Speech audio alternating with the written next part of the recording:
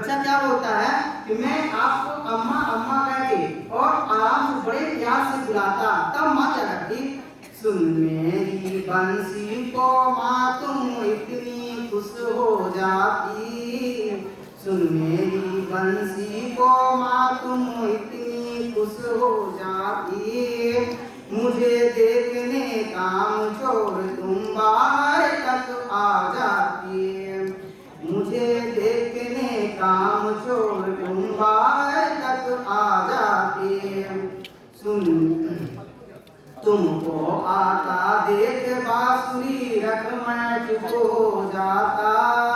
पत्तों में छिप कर धीरे से फिर बांसुरी बजाता।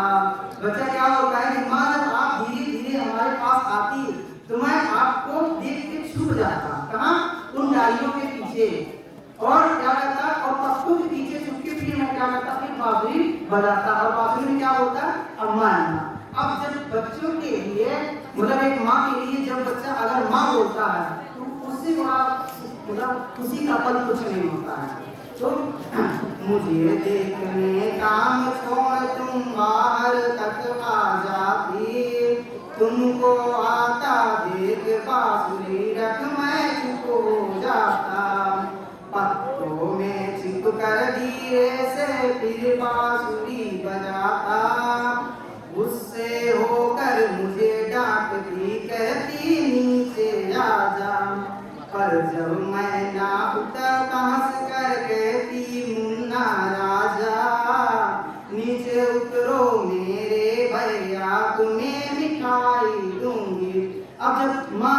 कह रही पहले तो गुस्सा करती है और फिर बुलाती है, जब नहीं बच्चा मानता है तो फिर माँ क्या करती है, वो व्याकुल होकर फिर कहती है कि अब भैया राजा को प्रेम से बुला रहा है, तो नीचे उतरो मेरे भैया तुम्हें मिठाई दूंगी,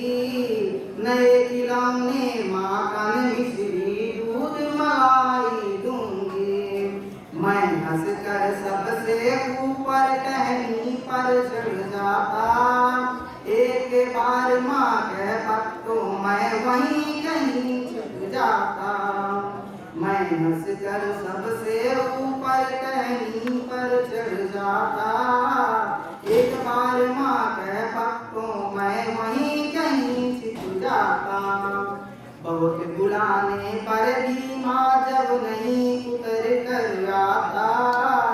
माँ तब माँ कह दें तुम्हारा बहुत विकल हो जाता।